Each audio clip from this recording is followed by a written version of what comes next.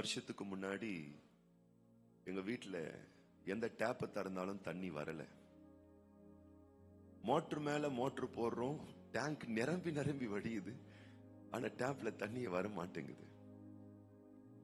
என்ன பண்றது? டேங்க திறந்து மேல ஏறி பாக்குறோம், தண்ணி ஃபுல்லா இருக்கு. எங்களால ஒன்னும் யூகிக்க முடியல, கணிக்க முடியல, ஏன் தண்ணி வர மாட்டேங்குது.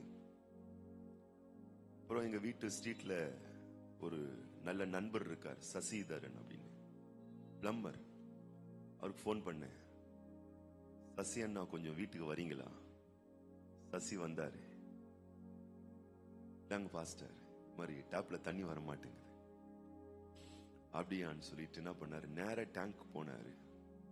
சரி, அவரு டேங்க்கு போயிருக்காருன்ட்டு நானும் அவர் போயிட்டு ஒரு 2 நிமிஷம் பொறுத்து மேல ஏறினேன்.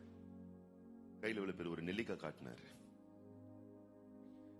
அவர் எடுத்தாரு பாருங்க, அவருக்கு தெரியுது டேங்க்ல இருந்து குழாய்க்குள்ள போற அந்த இடத்துல கரெக்டா நெல்லிக்காய் பூ அடைச்சிட்டு இருக்கு. அந்த அடைப்பை எடுத்த உடனே பாருங்க டேப்ல தண்ணி வந்துருச்சு.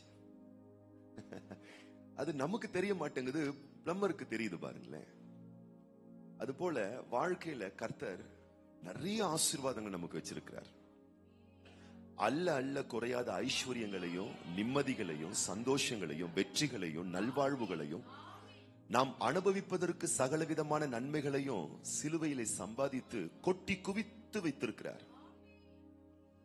ஆனா அத நம்முடைய பிராக்டிக்கல் லைஃப்ல, மெட்டீரியல் லைஃப்ல, நம்முடைய மனநிலை ஆசீர்வாதம், திருமண வாழ்க்கையில, குடும்ப வாழ்க்கையில, பிள்ளைகள் வாழ்க்கையில ஒரு பரிபூர்ணமா நம்மளால பார்க்க முடியல.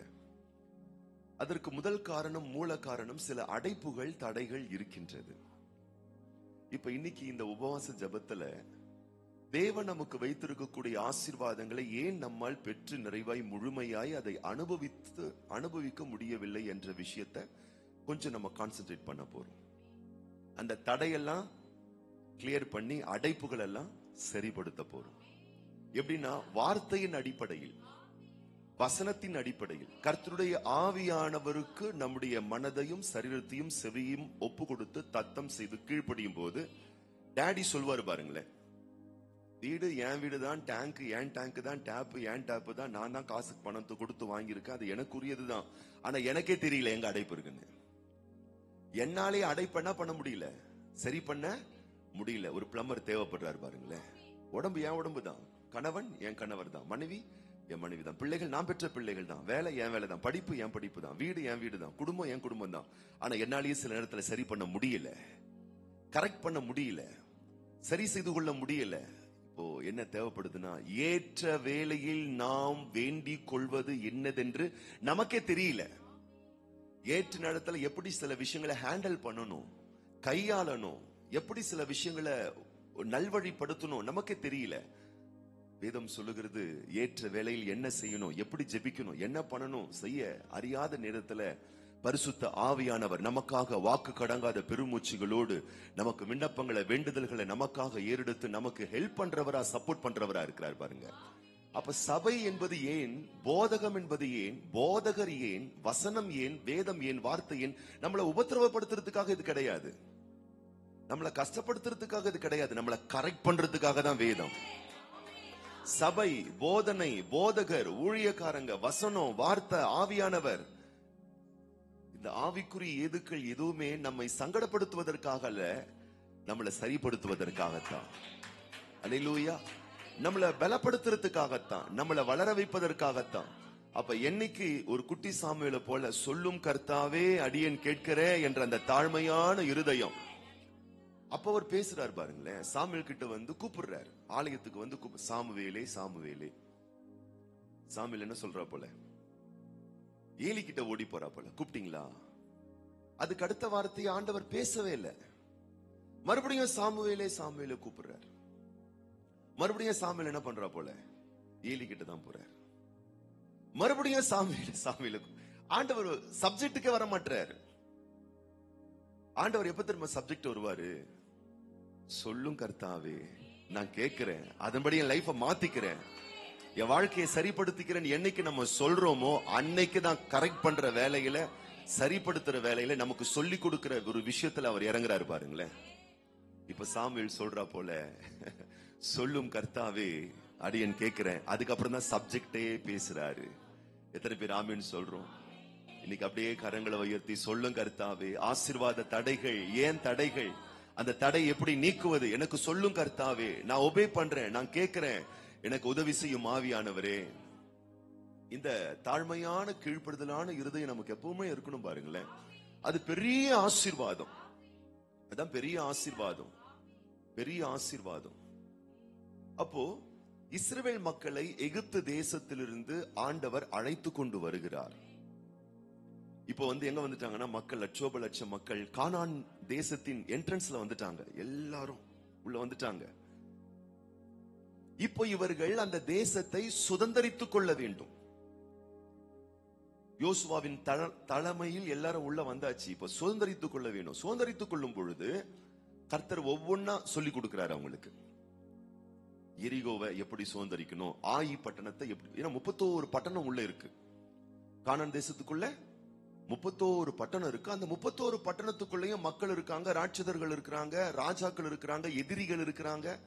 இப்ப கர்த்தர் பாருங்க, யோசுவாவுக்கு சொல்லி கொடுத்து எப்படி அவர்களை கையாளணும், மேற்கொள்ளணும், வெற்றி காணணும், இதெல்லாம் அவர் அழகா சொல்லி கொடுத்துட்டே இருக்கிறாரு. அதை ஃபாலோ பண்ணிக்கிட்டே இருக்கும் பொழுது சுதந்தரித்துக் கொள்ளுகிறார்கள். இப்போ அழகா சொல்லி கொடுக்கிறாரு. எரிகோவை சுதந்தரித்துக் கொண்டார்கள். ரொம்ப ஹாப்பி. வா, நம்ம எதிர்பார்த்த கானானை, கட்டாத வசதியான வீட்டை, நட்டாத தோட்டத்தை, வெட்டாத கிணறுகளை, பாலும் தேனும் ஓடுகிற நலமும் விசாலமான தேசத்தை எடுத்துட்டோம். இப்ப அடுத்தது ஆயி பட்டணத்துக்கு வராங்க. ஆனா அந்த பட்டணத்துக்கு வரும் பொழுது என்ன நடக்குதுன்னு கேட்டீங்கன்னா, இஸ்ரவேல் மக்கள் தோற்று போகிறார்கள், வெற்றி பெற முடியல, தோல்வியை தழுவுகிறார்கள். நாடாது ஆண்டவர் தானே கூப்பிட்டு வந்தாரு, ஆனா இப்ப நம்ம இப்படி அடி வாங்குறோமே. ஆண்டவர் தானே தருவேன்னு சொன்னாரு, ஆனா இப்ப தாமதமாகுது. ஆண்டவர் தானே ஆயி பட்டணத்தை சுதந்திரித்துக் கொள்வீர்கள் நம்மளை அனுப்புனாரு, ஆனா சுதந்திரித்துக் கொள்ள முடியலையே. நம்ம பாதிக்கப்பட்டிருக்கோமே, பின்வாங்கிட்டோமே, முன்னேறி செல்ல முடியலையே, எதிரிகள் தாக்குகிறார்களே, கை கூடி வந்தது போல் இருந்தது, ஆனால் கையை விட்டு போயிருச்சே, எல்லாம் சுமூகமா முடிகிற மாதிரி இருந்துச்சு, ஆனா இழுத்துக்கிட்டே இருக்கு, ஜவு மிட்டாய் மாறி நடக்க மாட்டேங்குதுன்னு சொல்லி ஆராயிறாங்க. ஏன் நம்ம ஆயி பட்டணத்தை சுதந்திரித்துக் கொள்ள முடியாதபடி தோற்று போனோம் என்று ஆராய்ந்து பாக்குறாங்க. காரணமே தெரியல. சில இடத்துல பாத்தீங்கன்னு சொன்னா, ஏன் லைஃப்ல தோத்துட்டோம், காரணத்தையே கண்டுபிடிக்காத மாதிரி ஆயிடும் சூழ்நிலை. ஏன் திருமண வாழ்க்கை சரியா அமையல, எதனால போட்டு மண்டையை போட்டு குழப்பிப்போம். ஏன் இந்த விஷயம் சரியா அமையல, ஏன் இந்த விஷயம் சுமூகமா முடியலன்ட்டு பல விஷயத்த மனசுல போட்டு குழப்பி தவிச்சுக்கிட்டு இருப்போம். இப்ப என்ன நடந்ததா, யோசுவாவும் இஸ்ரவேல் மக்களும் என்ன பண்ணாங்களாம், சேர்ந்து வாசிக்கலாமா? யோசுவாவின் புஸ்தகம் 7ஆம் அதிகாரம் 6ஆம் வசனம் 7ஆம் வசனம் நம்ம எல்லாரும் சேர்ந்து நம்ம வாசிக்க போறோம். அப்பொழுது யோசுவா தன் வஸ்திரங்களை கிழித்து கொண்டு அவனும் இஸ்ரவேலின் மூப்பரும் சாங்கால மட்டும் கர்த்தரின் பெட்டிக்கு முன்பாக தரையிலே முகம் குப்புற விழுந்து தங்கள் தலைகளின் மேல் புழுதியை போட்டுக்கொண்டு கிடந்தார்கள்.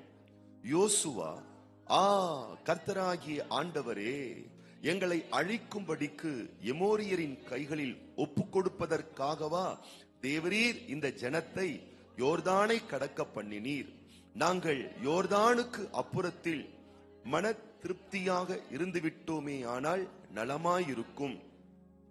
ஆண்டவரே, இஸ்ரவேலர் தங்கள் சத்துருக்களுக்கு முதுகை காட்டினார்கள், இப்பொழுது நான் என்ன சொல்லுவேன் என்று என்ன பண்றாங்கன்னா, கதறி ஆண்டவருடைய சமூகத்துக்கு முன்பதாக தங்களை தாழ்த்தி தங்களுடைய எல்லா வேதனைகளை வெளிப்படுத்தி, தன்னுடைய சங்கடங்களை வெளிப்படுத்தி ஆண்டவருடைய சன்னிதானத்திற்கு முன்பதாக, ஆண்டவரை இப்படி நாங்க அங்கேயே நாங்க இருந்திருந்தா பரவாயில்ல போல இருக்கு அப்படின்னு சொல்லிட்டு யோசுவாவும் சபையின் மக்களும் என்ன பண்றாங்களாம், ஆண்டவருடைய சன்னிதானத்துல தன் வஸ்திரங்களை கிழித்து கொண்டு முகம் குப்புற விழுந்து தங்கள் தலைகளின் மேல் புழுதியை போட்டுக்கொண்டு அவர்களுடைய எல்லா வியாகுலங்களை, வேதனைகளை, சோகங்களை, வருத்தங்களை, நெருக்கடிகளை தேவனுடைய சமூகத்திலே ஊற்றுகிறார்கள். என்ன பண்றாங்கன்னா, நின்னுறாங்க. அடுத்தடுத்து போறோம், தோல்வி நடந்துகிட்டே இருக்கு. அடுத்தடுத்து செய்யறோம், சக்சஸ்ஃபுல் ஆக மாட்டேங்குது. அடுத்தடுத்து ஒரு காரியத்துக்காக எஃபர்ட் எடுக்கிறோம், முயற்சி பண்றோம், ஜெயமா அமைய மாட்டேங்குதுன்னு சொன்ன உடனே என்ன பண்றாங்கன்னு கேட்டீங்கன்னா, தேவ சமூகத்துல தன்னை முழுசும் தாழ்த்த ஆரம்பிக்கிறாங்க. ஆண்டவருடைய சமூகத்துல தங்களுடைய ஆதங்கங்களை வெளிப்படுத்துகிறார்கள். தேவ சன்னிதானத்திலே தங்களுடைய பாரங்களை, சோகங்களை, வருத்தங்களை, காயங்களை, கண்ணீர்களை. அதனால என்னையா இப்ப மண்ணை தூக்கி மண்டை மேல போட்டுக்கணுமா? ட்ரெஸ் எல்லாம் கிழிச்சு போடணுமா? ட்ரெஸ் கிழிக்க வேண்டாம், மனசை கொஞ்சம் சரிப்படுத்தி ஆண்டவருடைய சமூகத்துக்கு முன்பதாக வந்து, ஏண்டவர் இப்படிப்பட்ட தடைகள் வந்தது, ஏன் எங்களால மேற்கொள்ள முடியலன்னு சொல்லி தேவ சமூகத்துல சன்னிதானத்துல சில மணி நேரங்கள் அமர்ந்திருந்து நம்மை ஆராய்ந்து பார்ப்பதுதான் நம்முடைய வாழ்க்கையினுடைய ஆசீர்வாத தடைகளை அகற்றுவதற்கான ஒரு தரமான ஒரு விஷயம். முயற்சி பண்ணிக்கிட்டே இருக்கோம், ஆனா சக்சஸ்ஃபுல்லா அமைய மாட்டேங்குது. என்ன பண்றது? உட்கார்ந்துருங்க அப்பாவுடைய பிரசன்னத்துல. பிசினஸ் வளர்ச்சிக்காக, குடும்ப நன்மைக்காக, சரீர ஆரோக்கியத்திற்காக, பொருளாதார வளங்களுக்காக, பிள்ளைகளுடைய நன்மைக்காக நிறைய பிரயாசங்களை மேற்கொண்டுட்டே இருக்கிறோம். ஆனா காரியம் கைக்கூடி வர மாட்டேங்குது, தடைகளாகவே இருந்துகிட்டு இருக்கு. என்ன பண்றது? புலம்பிக்கிட்டு இருக்காதீங்க. தேவ சமூகத்திலே உங்களுடைய எல்லா விதமான வருத்தங்களை வெளிப்படுத்துங்கள். தேவ சமூகத்திலே கண்ணீரோடு, தேவ சமூகத்திலே உங்களுடைய மனதில் இருக்கக்கூடிய துக்கங்களை, உங்க உள்ளத்துல இருக்கக்கூடிய சோகங்களை தேவ பாதத்துல அதை ஊற்றி விடுங்கள். அந்த தேவனுடைய சமூகத்துல, ஆண்டவருடைய சன்னிதானத்துல, அந்த ஆண்டவர் வந்து பாத்தீங்கன்னு சொன்னா அந்த ஹார்ட்டை தான் பாக்குறாரு. 2 பேர் ஆலயத்துக்கு வராங்க. ஒருவனுடைய பேச்சு தூக்கலா இருக்கு, ஆனா ஹார்ட் அகங்காரமா இருக்கு. ஆனா இன்னொருத்தனுடைய பேச்சு ரொம்ப சிம்பிளா இருக்கு, ஆனா அவனுடைய ஹார்ட் தாழ்மையான ஒரு இருதயமா இருக்கு. இங்க யோசுவா பெரிய தலைவன் தான், அவனோடு இருக்கக்கூடிய சபையாரெல்லாம் லட்சோப லட்ச மக்கள் தான். ஆனா கர்த்தருடைய பாதத்துல அமர்றாங்க. ஆண்டவரே, ஏன் இந்த சோகம், ஏன் இந்த ஏமாற்றம், ஏன் இந்த தோல்வி, ஏன் நாங்கள் தோற்று போனோம் என்று சொல்லி தங்களை ஆராய்ந்து ஆராய்ந்து ஆராய்ந்து ஆண்டவருடைய சமூகத்துல தங்களுடைய இருதயங்களை ஊற்ற ஊற்ற, அதுக்கப்புறமா தான் நீங்க பாத்தீங்கன்னு சொன்னா கர்த்தர் பேச ஆரம்பிக்கிறாரு. ஏன் தடன்னு கேட்டீங்கன்னா, உங்களுக்குள்ள ஒரு ஆகான் இருக்கிறான். அவன் இப்படிப்பட்ட சில வேலையை பார்த்திருக்கான். அதை நீங்க சரி பண்ணுங்க, நிச்சயமாகவே நீங்கள் வெற்றி காண்பீர்கள் என்று காரியங்களை எப்படி சரிப்படுத்தணும்னு கர்த்தர் சொல்லி கொடுக்கிறாரு பாருங்களேன். கர்த்தர் பேச ஆரம்பிக்கிறார் பாருங்களேன். முடிவு என்ன ஆயிடுச்சுன்னு பாத்தீங்கன்னா, யோசுவாவின் புஸ்தகம் 8ஆம் அதிகாரம் 1ஆம் வசனம் சொல்லுகிறது, அப்பொழுது கர்த்தர் யோசுவாவை நோக்கி, நீ பயப்படாமலும் கலங்காமலும் இரு, நீ யுத்த ஜனங்கள் யாவரையும் கூட்டிக் கொண்டு எழுந்து ஆயி பட்டணத்தின் மேல் போ. இதோ ஆயின் ராஜாவையும் அவன் ஜனத்தையும் பட்டணத்தையும் அவன் நாட்டையும் உன் கையிலே ஒப்பு கொடுத்தேன், வெற்றி உன்னுடையதாய் மாறும். இன்னைக்கு நமக்கு வேண்டியது ஒரு நிதானிப்பு. ஏன் ஆலயத்துல இப்படிப்பட்ட உபவாச ஜபங்களை நம்ம அனுசரிக்கிறோம்? வார நாட்கள்ல ஜபங்கள் ஏன் ஒழுங்கு செய்யறோம்? ஏன் ஆராதனைகள் கூடி வரவு ஏன் எதற்காக வச்சிருக்கிறோம்? உங்களுக்கும் நேரம் இல்லை, எனக்கும் நேரம் இல்லை. நேரம் கட்ட நேரத்துல இந்த நேரம் எதற்கு என்பதற்காக அல்ல. நாம் நம்முடைய வாழ்க்கையை நிதானித்து பார்க்க, சரிப்படுத்த, கொஞ்ச நேரம் அமர்ந்திருக்க, ஆண்டவருடைய வார்த்தையை கேட்க, ஆண்டவருடைய சமூகத்தில் இருதயத்தை ஊற்ற, தேவ சன்னிதானத்திலே தேவ பரிசுத்த பாதத்துல நம்முடைய சோகங்களை, வருத்தங்களை, காயங்களை, கண்ணீரை அவருடைய பாதத்துல வெளிப்படுத்தி, அவருடைய பாதத்துல ஊற்றி, அந்நாள் இருதயத்தில் இருந்ததான எல்லா வேதனைகளை எப்படி ஊற்றி ஜெபித்தாலும் அது போல ஊற்றி ஜெபிப்பதற்காகத்தான். அப்ப நான் சொல்றேன், தேடல்களிலே கிடைக்காதது தேவனுடைய பாதத்திலே அவர்களுக்கு கிடைத்து விடுகிறது. தேடி தேடி போறேன், கூகுள்ல தேடுறேன், கூகுள்ல சர்ச் பண்றேன், சோசியல் மீடியாவில தேடுறேன், சொந்தக்காரங்க கிட்ட தேடுறேன், நண்பர்கள் கிட்ட தேடுறேன், போனை போட்டு தேடுறேன், அவங்க கிட்ட தேடுறேன், இவங்க கிட்ட தேடுறேன். ஒண்ணு இல்ல, நீ உட்கார்ந்து இருக்கிற தேவ சன்னிதானத்துல ஜபத்தோடு, துதியோடு, அழுகையோடு, கண்ணீரோடு ஆண்டவருடைய சன்னிதானத்துல உன் இருதயத்தை ஊற்றுகிற அந்த ஆவிக்குரிய அனுபவத்தோடு நீ தேவனுடைய பாதத்துல உன் இருதயத்தை ஊற்றும் பொழுது தேவன் சொல்லி கொடுக்கிறார். ஆசீர்வாத தடைகளை எப்படி காலி பண்ணணும்னு தேவாதி தேவன் சொல்லி கொடுக்கிறார். இன்னைக்கு நம்ம கண்களை மூடி 2 கரங்களை ஆண்டவருக்கு நேராக உயர்த்தி யோசுவாவும் சபை மக்களும் ஜெபித்தது போல ஜெபிக்கலாமா? ஆண்டவரே, நாங்களும் எங்க வாழ்க்கையினுடைய அடுத்த அபார வளர்ச்சி அடைவதற்காக ஆண்டவரே வாக்குத்தத்தங்களை பெற்றிருக்கிறோம். எங்களுடைய குடும்ப நன்மைக்காக வாக்குத்தத்தங்களை பெற்றிருக்கிறோம். எங்களுடைய வீட்டு நன்மைக்காக வாக்குத்தத்தங்களை பெற்றிருக்கிறோம். எங்கள் சரீர ஆரோக்கியத்திற்காக வாக்குத்தத்தங்களை பெற்றிருக்கிறோம். எப்படி இஸ்ரவேல் மக்கள் கட்டாத வீடுகளை குறித்து, நட்டாத தோட்டங்களை குறித்து, வெட்டாத கிணறுகளை குறித்து, பாலும் தேனும் ஓடுகிற நலமும் விசாலமான தேசத்தை குறித்து வாக்குத்தத்தங்களை பெற்றார்களோ, அதுபோலவே நாங்களும் எங்கள் குடும்ப வாழ்க்கை குறித்து, பிள்ளைகளை குறித்து, நன்மையை குறித்து ஆண்டவரை நாங்கள் வாக்குத்தத்தங்களை பெற்றிருக்கிறோம். ஆனாலும் எங்களால் அதை சுதரித்துக் கொள்ள முடியவில்லையே.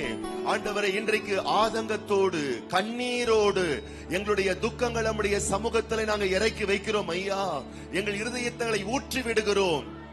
ஆசீர்வாத தடைகளை நீக்குவீராக, ஆசீர்வாத தடைகளை மாற்றுவீராக.